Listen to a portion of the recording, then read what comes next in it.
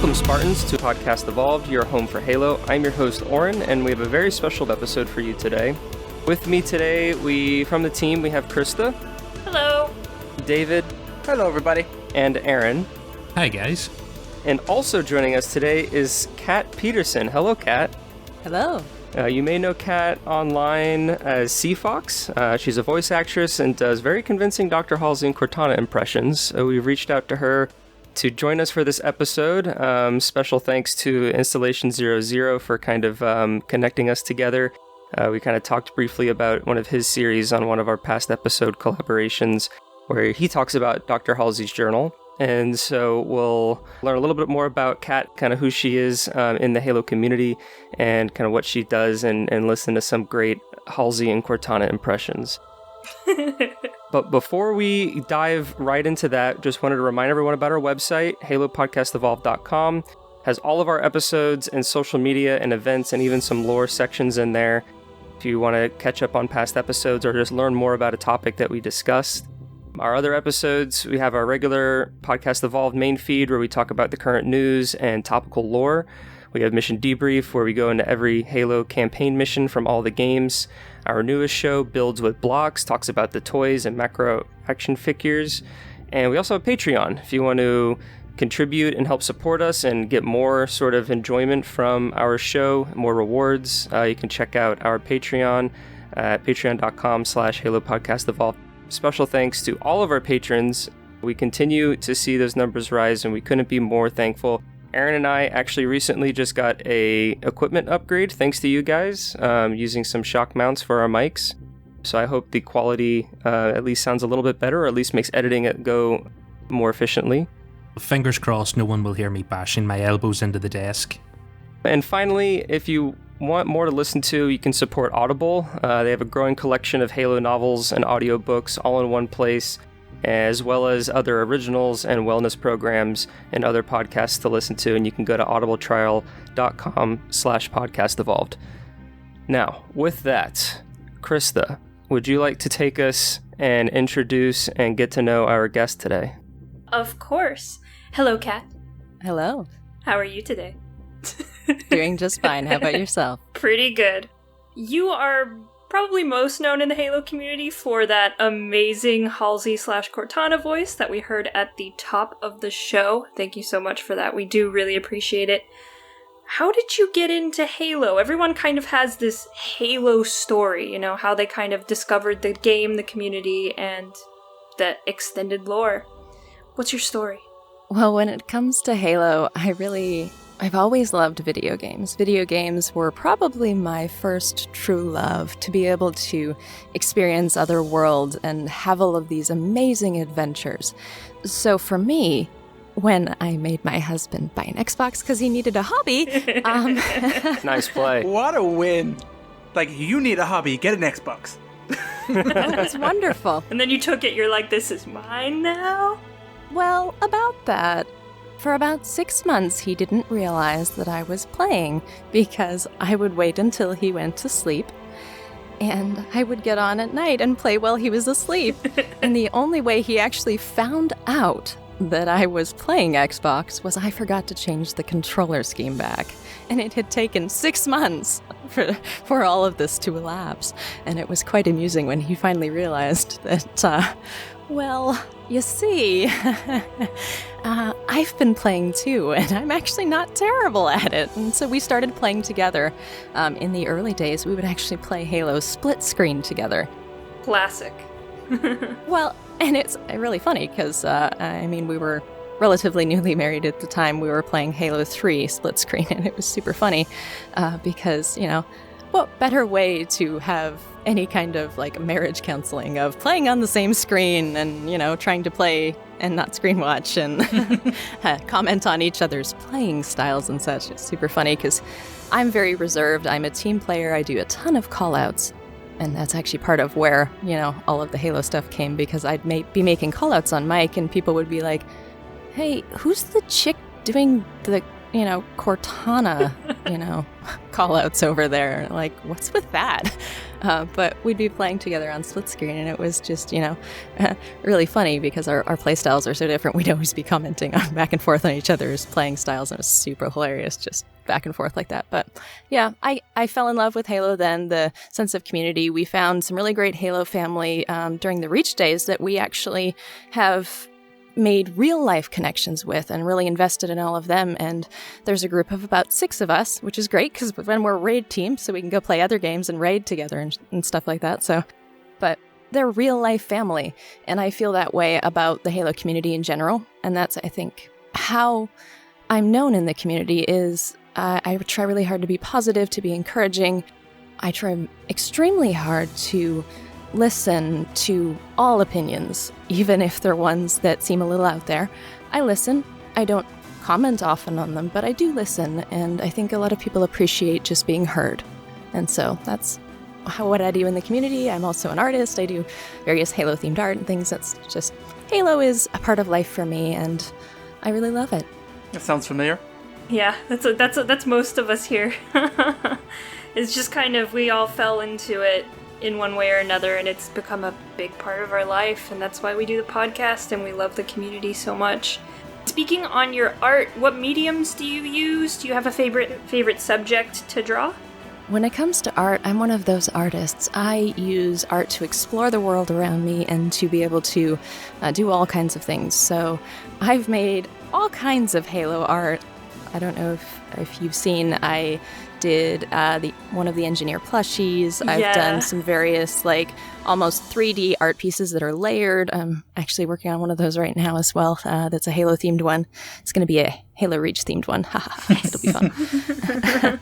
But like any medium, I love painting, I love drawing, whatever medium. I did a cake that was a Master Chief helmet. Oh, nice. I made it at 4 a.m, so it's not perfect, but it was great because it was actually made as a groom's cake for one of our Halo family members because he had wanted a really cool groom's cake for his wedding, and so that's what I made at 4 a.m.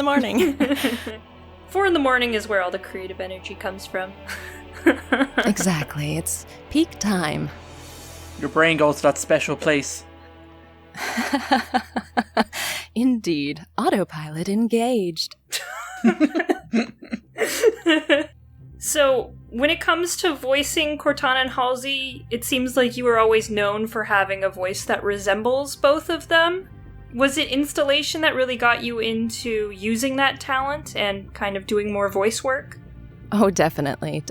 Installation, the first time he actually heard a small clip of me doing the Cortana Halsey voice, it was really funny because he was like, oh my gosh, there's so much potential here. And we ended up having a conversation, and he was super stoked because he's like, this is amazing. It's like I'm actually talking to Halsey. And he was so excited. And so we ended up trying the first one, and it got interesting with the first one. Can I talk about this one yet? With the difference between the episodes? Or? Yeah, go for it.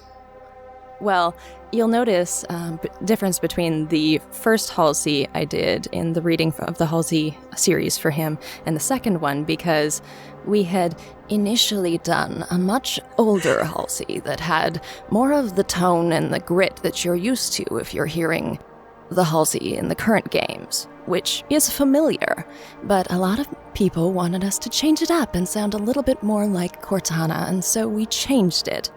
And so you'll notice a large difference between the episodes. And so we made that change, and we coordinate a lot more now back and forth on how Halsey would be feeling. Oh, that was so cool. Oh. I think we're all kind of geeking out right now. I apologize.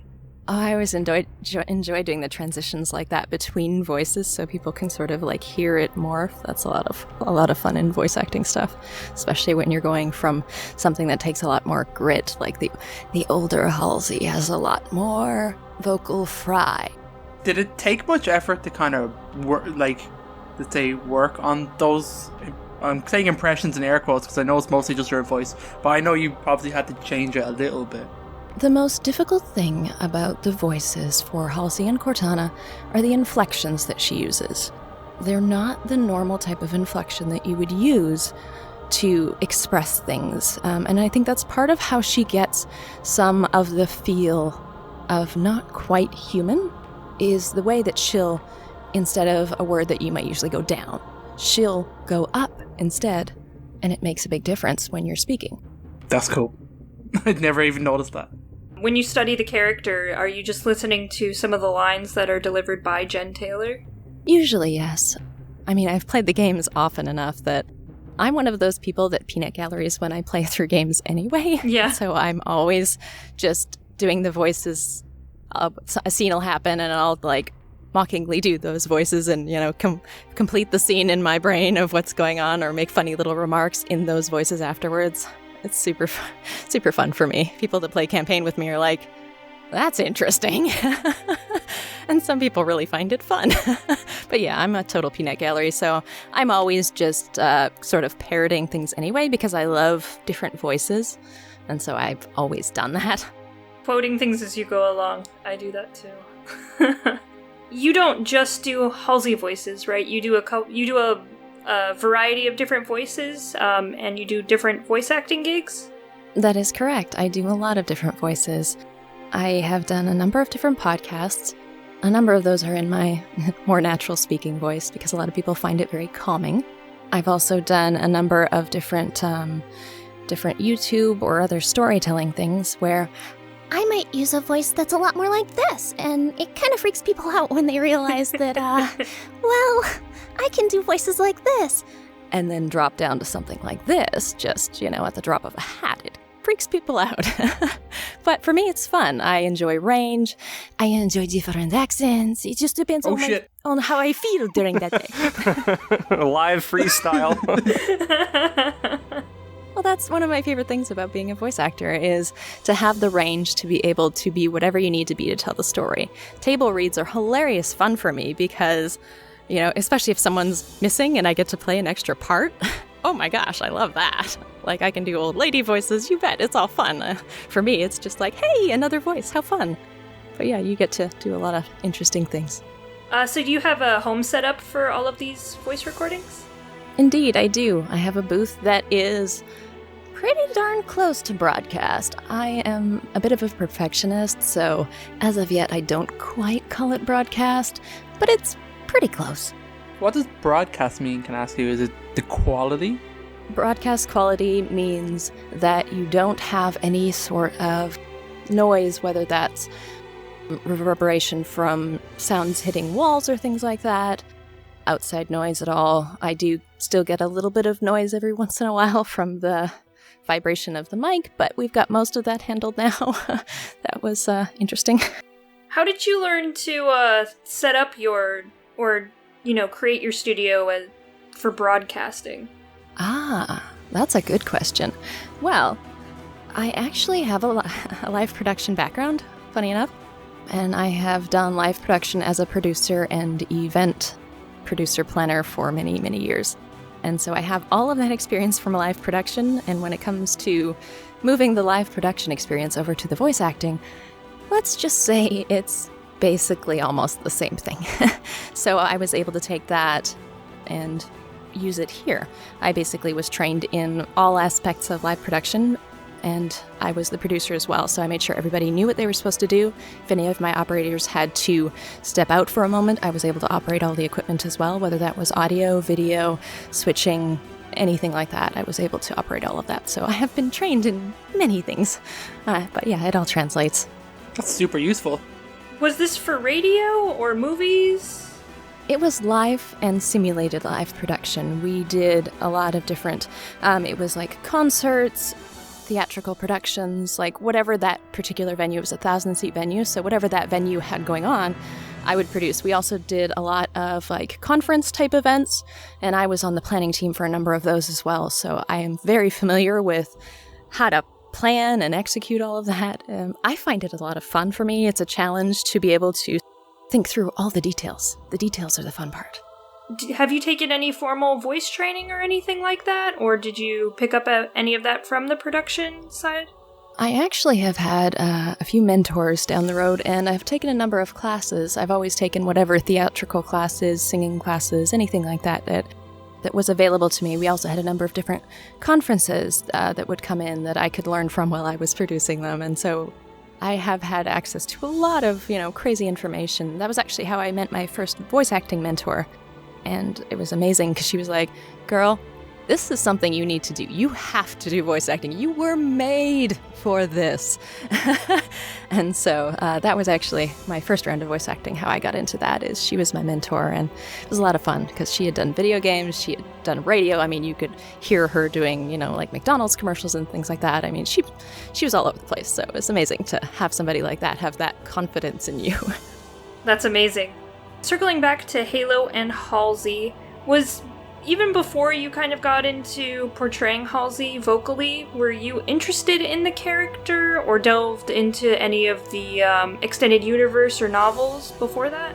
I had read most of the novels that had come out to that point, and I'm behind a few right now. But I do enjoy the Halo novels, and I enjoy the different writing styles of all of them. I was always intrigued by Halsey as a character because she's a bit controversial in places, and because she's the best character. She is the best. We're all Halsey lovers here. There are some haters out there, but she's complicated, and I kind of feel a little bit similar to her in some ways because I'm not always that great with people. And so for me, I've always felt a little bit like I don't always feel like I belong in places, and I feel a little bit like every once in a while I'm misunderstood in certain situations, and I can sort of relate. I feel like Halsey is a lot like that in that she handles things a very specific way so that she can meter them and keep them under her control. And I feel like that's, part of how sometimes I struggle with that, because I know that in social situations I can't be in control of that. I can be positive and try my best to interact with others, but you have zero control over social situations. So it's always a little bit like, do I interact or do I not? I usually choose not. I'm quite a wallflower as well. The mic is always easier to get behind. I'm curious, have you read the Karen Travis Halo books, the Kilo 5 ones? When did those ones come out? Like 2011, 11 to 14. It was Glasslands, Thursday War. I think I've read most of those. It was a while ago though, so my knowledge is gonna be extremely rusty. Those were the ones where they were painting Halsey as more of the villain. It was one of the first books to actually do that. I think Halsey was always okay with being the villain. Yeah, I was just curious to see what you thought of that sort of change, because we only ever, in the old books, we get everything from Halsey's point of view, and a few times she admits to herself that she's doing terrible things, but kind of doing them for the greater good, and she's able to wrestle her conscience with that. But then we get these new books where they show us Halsey from everyone else's point of view, and you've got all these hero characters that are just absolutely disgusted with this woman that could kidnap children in the middle of the night and experiment on them. And I'm just curious what you thought about that sort of different point of view of this character, that we all like her, but we all know deep down inside she did some terrible things. Think of it this way. If you had a way that you thought you could save humanity, what would you do? What would you sacrifice if you knew you could save humanity as a whole with only a few sacrifices? Sacrifices that very few people would ever realize. Well, we can't argue with Halsey. Halsey's always looking at the train situation, right? Do you run over the 3 people or the 1 person? Well, and for her, it's very logic-based. It's not emotional. Yes, she gets emotional in the journal when Haven is attacked because she can't fathom how someone would just kill innocent people. And that's really part of what sparks her, is she feels like she personally has to do something. And she's probably the only one in the universe capable of doing it at the time as well. Well, and because she's a bit of a narcissist, she believes that she is the one person that can. The narcissism really got her far, though. Have you delved into any of the Forerunner, librarian stuff? Because there are theories going on that the Forerunner librarian kind of has been nudging Halsey along into making these kind of logical decisions and making AIs and stuff like that. I actually had thought that when I was reading through the Forerunner trilogy, and I was like, oh, okay, I see that. That actually makes some of the Halsey stuff make a little more sense. If the librarian had thought these things and had gone through all the effort of imprinting all of these imprints on people, there was a way that she would be able to affect Halsey in the future. I saw a lot of things that I was like, ooh, I feel like that makes make more sense. Whereas some people may look at that and be like, okay, whatever. But for me, I'm like, ooh, I wonder. It kind of does, though, because when you have a journal that we're about to get into, that from one person, and you see the breadth of the things she works on, her ability to multitask, it seems almost like too convenient that one genius can do all of these things straight out of nothing. But like, it's kind of clever to think that maybe the librarian is the reason why. You've talked to Installation. He's one of those. He can do all of the things. Those people do exist. Those people are crazy. It definitely feels like Halsey's almost taking the mantle of the librarian kind of in the universe right now, which is really cool. I think she is very much like the modern Halo universe librarian. Like, there's an awful lot of similarity between the two characters. They've done a lot of things for the greater good, and they have the same sort of mindset behind everything when they sort of go about it. The librarian did the same thing to Born Stellar that Halsey did to John. Like, they're so very similar in that way. Except I hope that John doesn't end up being Halsey's husband, because that would be weird. Yeah, I don't think that would work very well. I'm not into that, no. That's a different Halo universe, Krista. We don't play with that one. I think we'll kind of wrap it up there, unless anyone has any last-minute things to kind of contribute. I have a final question. Kat, this episode's going to come out after the Xbox showcase, but what do you think about how 343's kind of been handling Halo Infinite? We've gotten quite a drought of information, and I think everyone has an interesting take on it. As someone who spends a lot of time understanding the community, watching different opinions and things like that, I think part of the reason they're doing it is because they're really trying to do what they can to make something that will appeal to a lot of people. Halo is a game built on nostalgia, whether you like it or not. The way that you first experienced Halo is infinitely tinted by the way that you were at that time, and still is to some degree. That's why some people are like, Halo 2, best Halo, or other people are like, no, CE, best Halo. Nostalgia is the answer. And so they're trying to be very considerate of that nostalgia.